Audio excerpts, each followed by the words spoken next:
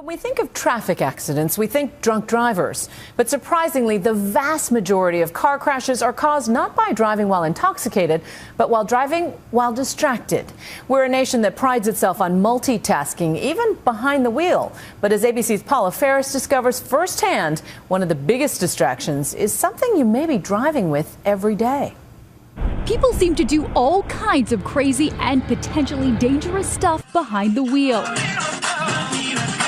Sometimes more focused on their chords and cones than keeping their eyes and minds on the road. And this is what happens when they don't.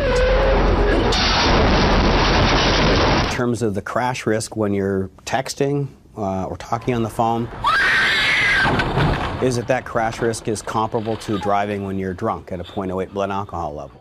There are more than 5 million traffic accidents reported every year, nearly 10 every minute, and an estimated 80% of them are due to distracted driving.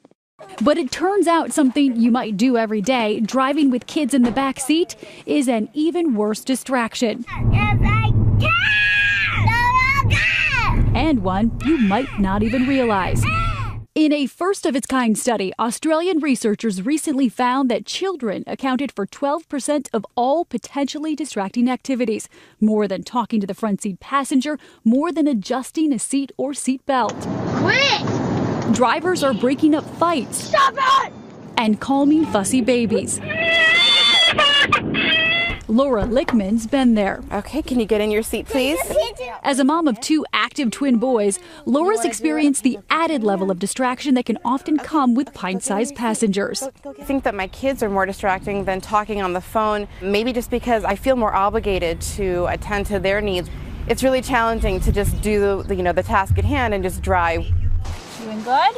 I consider myself a safe driver, so I put myself to the test. I'm a mother of 2. We do driver distraction research. With the help of a few cameras in my car, we asked an expert, Charlie Clower from Virginia Tech, to judge how safe my driving really is. She and her team analyzed those precious seconds they call eyes off the road, and they agreed to assess my driving.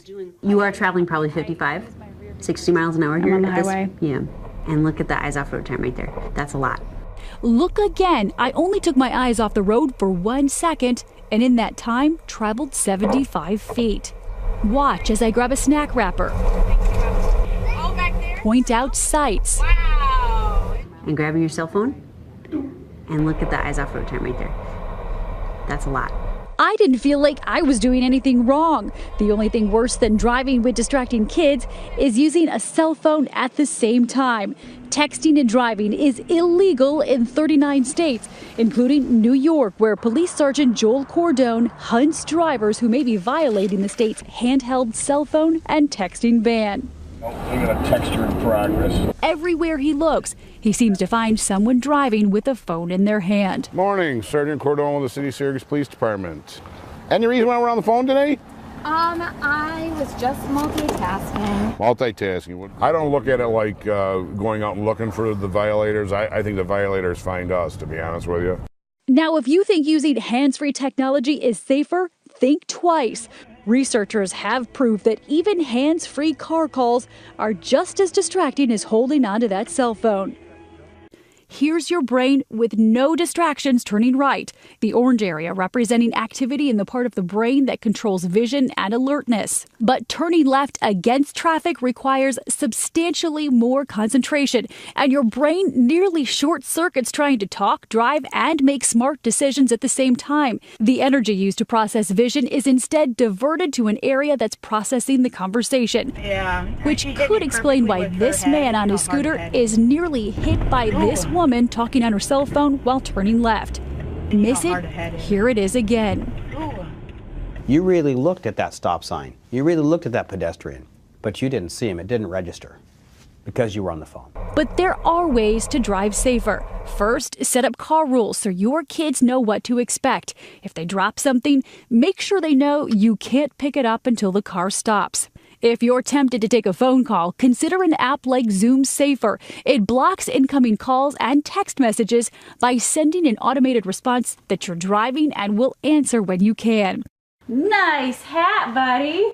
And if you can't feed the kids before you leave, keep a snack bag close by. One of the few things I did right. How would you rate my safety skills? I would rate you 5 to 6 out of 10. 5 or 6? That's a failing grade. The rearview mirror is kind of bad. It The is? rearview mirror is kind of bad. Okay, I'll work on that. For Nightline, I'm Paula Ferris in Blacksburg, Virginia.